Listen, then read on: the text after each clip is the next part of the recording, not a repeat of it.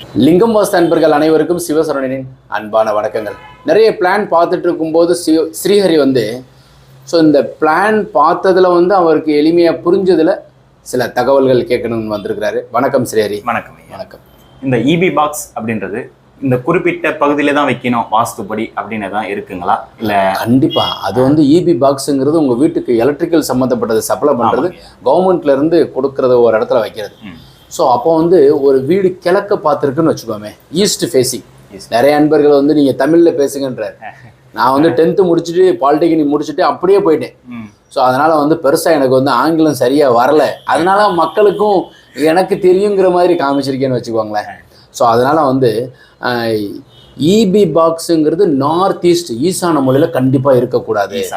வடகிழக்கு மூலையில் இருக்கக்கூடாது. இப்போ இருக்கணுங்கிறது அப்புறம் சொல்கிறேன், இருக்கக்கூடாது. அதே மாதிரி சவுத் வெஸ்ட் கார்னர் தென்மேற்கில் இபி பாக்ஸ் இருக்கக்கூடாது. ஸோ அப்போ கிழக்க பார்த்த வீட்டுக்குன்னா அக்னி மூலையில் வச்சிருக்கிறது சிறப்பு. வடக்க பார்த்த வீடுனா வாயு மூலையில் வச்சுக்கணும். தெற்க பார்த்த வீடு அப்படின்னா அக்னி மூலையில் வச்சுக்கணும். இதே மேற்க பார்த்த வீடுனாக்கா வாயு மூலையில் வச்சுக்கிறது சிறப்பு. ஸோ 4 திசைக்கும் பொருந்தது. சாமி எங்களுக்கு இடம் கிடையாதுங்கிறதுக்கெல்லாம் கிடையாது, அதற்குண்டான பகுதியில் வச்சுக்கிறது. நம்ம தப்பாக வச்சா என்ன ஆகுங்கிறதுக்கு விட இப்படி வச்சுக்கிறது தான் நல்லதுங்கிற மாதிரி இருக்கு. சரி, இப்போ இபி பாக்ஸ் சம்மந்தப்பட்டது உங்களுக்கு புரியுற மாதிரி இருக்கு இல்லையா? புரியுது. ஓகே, அடுத்தது மாடிப்படி இந்த குறிப்பிட்ட இடத்துல தான் இருக்கணும். அது எதனா வாஸ்துபடி எதனா இருக்குங்களா ஐயா? கண்டிப்பா. மாடிப்படிங்கிறது படிங்கிறதே உயர்த்துறது தானே. மேலே இப்போ கிரவுண்ட் ஃப்ளோர்ல இருக்கிறத விட ஃபர்ஸ்ட் ஃப்ளோர்ல இருக்கோம்னு சொன்னோன்னு வச்சுக்கோங்களேன். கிரவுண்ட் ஃப்ளோரில் நிறைய யார் இருப்பாங்கன்னா ஹவுஸ் ஓனர் இருப்பாங்க. இப்போ சென்னையில எல்லாம் ஹவுஸ் ஓனர்லாம் ஃபர்ஸ்ட் ஃப்ளோரில் தான் இருந்திருக்காங்க. ஏன்னா இந்த வெள்ளம் அப்போ மேலே இருந்தால் நல்லது தானே. அப்போது ஃபர்ஸ்ட் ஃப்ளோர் அப்படின்னு சொல்லுவோம். இப்போ நாங்கள் எங்கே இருக்கோம்னா, சார் நீங்கள் மேலே ஏறி வாங்க சார்னு சொல்லுவோம். அப்போ நீங்கள் வரணுன்னா மேலே வரும். இதே நீங்கள் இப்போ கீழே இருக்கீங்கன்னா, சார் நாங்கள் கீழே தான் சார் இருக்கோம்னு சொல்லுவோம். அப்போ ஃபர்ஸ்ட் ஃப்ளோருங்கிறது அப்போ அது எந்த பகுதியில் ஏறி போகணுங்கிறது இருக்கு இல்லையா? அப்போது ஃபர்ஸ்ட் ஃப்ளோரில் இருக்கோம், ஃபர்ஸ்ட்டாக வர்றோம், ஃபர்ஸ்ட் ஃப்ளோரில் இருக்கோம். அப்போ ஃபர்ஸ்ட் ஃப்ளோருக்கு உண்டான படி ஏறி வருது. அந்த மேலே ஏறி வர்ற பகுதி எப்படி இருக்கணும் அப்படின்னா, இப்போது கிழக்க பார்த்த வீடுன்னு வச்சுக்கோ. ஈஸ்ட் ஃபேஸிங் ஹவுஸ்னா அக்னி மூலையில் மாடிப்படி இருக்கணும். ஈசான மூலையில் கண்டிப்பாக இருக்கக்கூடாது. இதே கிழக்க பார்த்த வீடு. இதே வடக்க பார்த்த வீடுன்னு வச்சுக்கோங்களேன். ஈசான மூலையில் வாசல் வைப்பாங்க, வடகிழக்கு மூலையில் வாசல். குபேரத்திற்கு வடக்கு வாசல்னாலே கொட்டும், பணம் கொட்டும், குபேரன் மாதிரி. உங்களை பார்த்தா அந்த மாதிரி தான் இருக்குது. நீங்கள் வடக்கு வாசல் வச்சு கேட்டு காசு பணம் வரும். ஸோ அப்போ வாயு மூலையில் மாடிப்படி இருக்கணும். வடக்க பார்த்த வீட்டுக்கு வாயு மூலையில் இருக்கணும். தெற்குன்னு சொன்னோன்னே, சவுத் ஃபேஸிங்னு சொன்னோன்னே நிறைய பேர் பயப்படுவாங்க. ஸோ அதில் என்னைய சவுத் சரவணன் சொல்லுவாங்க. ஏன்னா சவுத் பிளான் தான் நிறைய போட்டிருக்கிறேன்.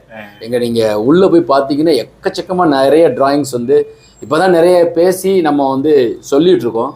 ஸோ சவுத்தில் ஒன்றும் தப்பு வரக்கூடாதுங்கிறதுக்காக நான் நிறைய அப்டேட் பண்ணேன். அது போக நான் மதுரையில் சவுத் கேட் அந்த பகுதியில் இருக்கேன்.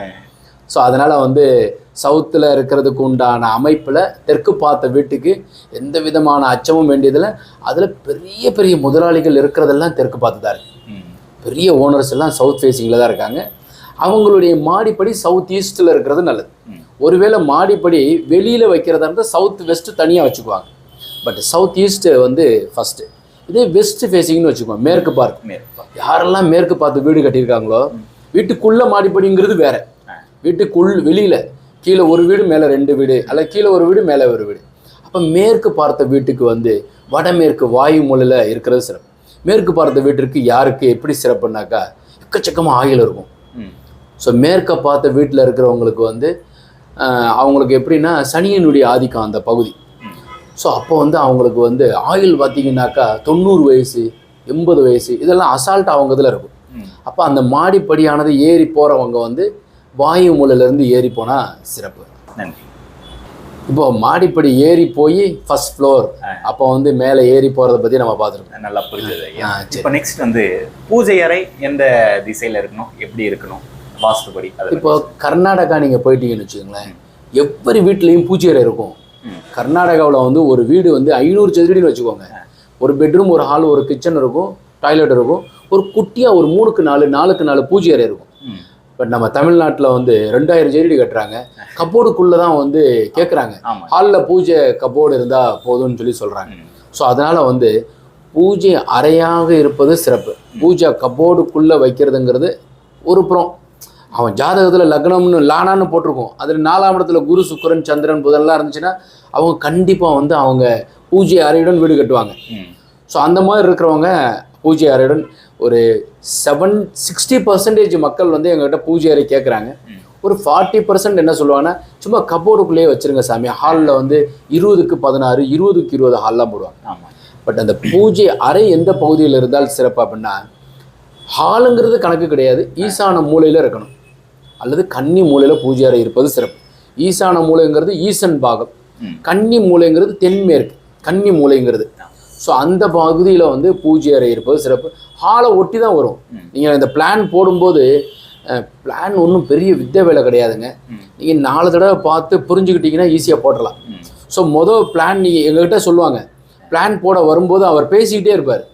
பேசிக்கிட்டு நான் வந்து அவர் ரிக்குயர்மெண்ட்ஸ் எழுதும் போதே பிளான் போட்டுருவேன் மனசுக்குள்ளேயே, இவருக்கு இப்படி தான் அமைக்கணும்னு சொல்லிட்டு. அவர் பூஜை அறை இப்படி வரணும்னா அப்படியே எழுதியே அப்படியே வகுத்துருவேன்.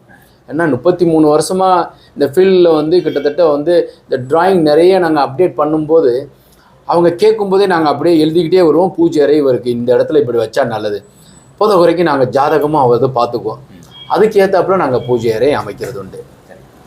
இப்போ புரியுதா? பூஜை ரூம் சம்மந்தப்பட்டது புரிஞ்சிருக்கு? புரியுது. ஓகே, எல்லாம் நல்லா புரிந்தது. சரி, இன்னும் பல கேள்விகள் வந்து கேட்குறேங்க. சந்தோஷம். வணக்கம்.